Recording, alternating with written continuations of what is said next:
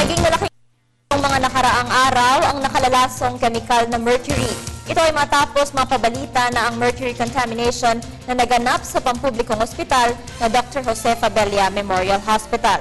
Nasa balitaan sa telebisyon ng bayan ngayon ang dalawa sa tinitingalang resource person na nananawagan sa lubusang pagbabawal ng mercury sa mga pagamunan at iba pang mga pinagagamitan nito. Magandang umaga po, Dr. Lilia Ebuen at International Association of Oral Medicine and Technology at si Angelica Carvalho, representative ng Bantoxics.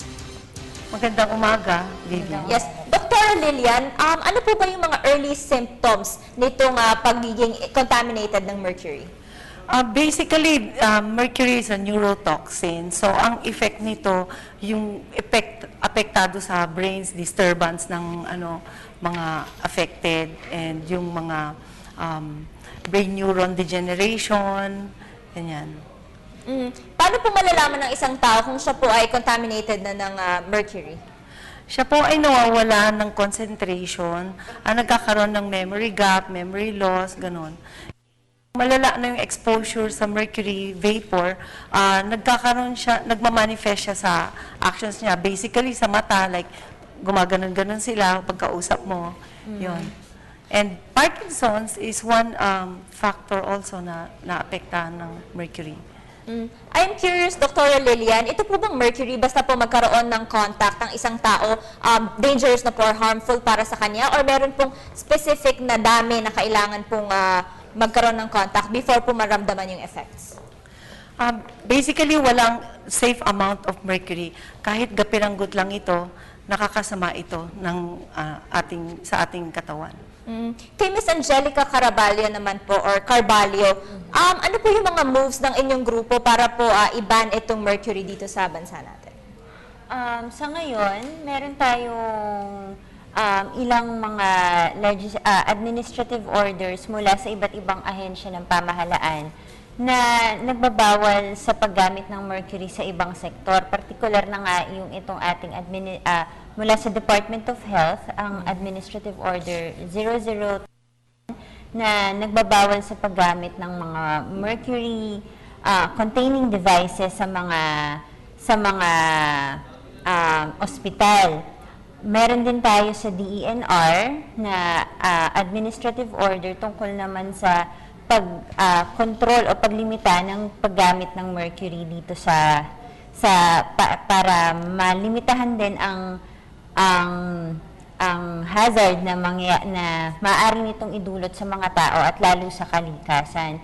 Ngayon po, itinutulak natin na pumirma po ang Pilipinas ngayong darating na Oktubre sa Minamata Convention or sa Minamata Convention on Mercury na siyang that will effectively phase out ang paggamit ng mercury sa iba't ibang larangan by 2020. Ganun din ang sana ay ang ating pagtulak na tayo ay i-ratify ng Pilipinas ang Basel Convention kung saan naman magkakaroon naman na dito naman ay makokontrol yung paglipat o transport ng mga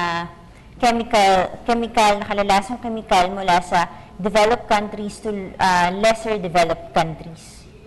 But I understand po, 2008 pa lang, nagkaroon na ng pag-uutos itong Department of Health na itigil ang importation ng mga medical devices na mayroong mercury. But obviously, hanggang ngayon po ay ginagawa pa rin ito. Kaya nga po nagkaroon ng mercury spill sa isang pampublikong ospital. Can I get your reaction on this?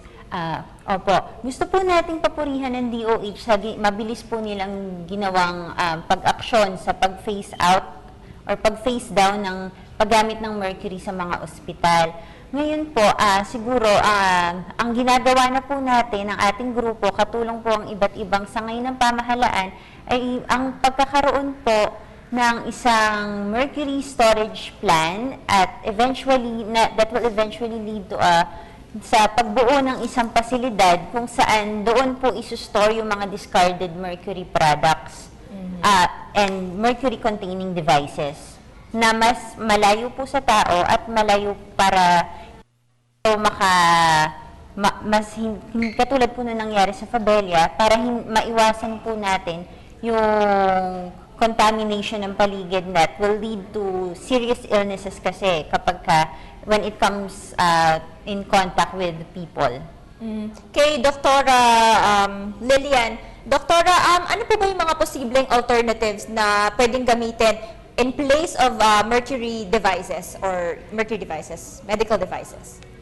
Well, okay, basically kasi dentista po ako, ang tinutulak ko po na sana wag nang gagamitin ng dental amalgam kasi ito po ay punong-puno, meron pong 50% mercury.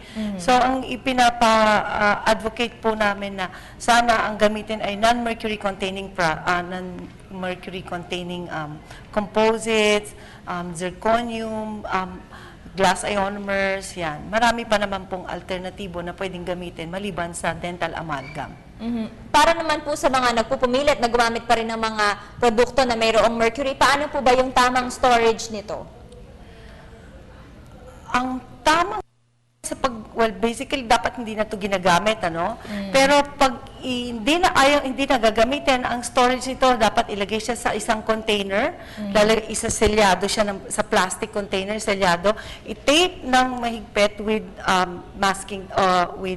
packing tape, tapos pasok ulit siya sa isang mas malaki pang container, at i-tape ulit, selyado ulit ito, tapos i-store siya sa isang malamig na lugar. Kay Miss Angelica Carvalho naman po, ma'am, kasi meron pong mga napabalita na mga laruan na mayroong mercury content, and then yung mga skin whitening products na mataas din po ang mercury. Ano naman po ang ginagawa ng inyong grupo against these products? Well, ang grupo po natin ay kabilang sa Eco Waste Coalition na kasalukuyan po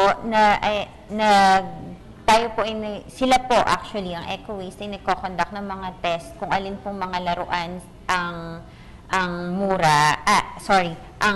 merong mercury or other toxic chemicals kumbaga sila yung nagko-contain ng mga toxic chemicals. Ngayon po, ang ginagawa natin dito siguro ay aktibo tayong nag-aalerto ng mga tao na huwag bilhin yung mga ganitong produkto kahit pamura kasi in the long run, mas mapapamahal po tayo kapag tayo po ay nagkasakit. Lalo na po yung mga bata na mas kadalasan po ay naa-attract sa mga ganitong klaseng laruan. Bukod po sa mura, ito po kasi yung madalas nating nakikita sa labas. So yun po, meron po tayong massive campaign na ipaalam po sa publiko kung alin po mga laruan, alin po mga beauty products ang merong mga nakalalasong kemikal.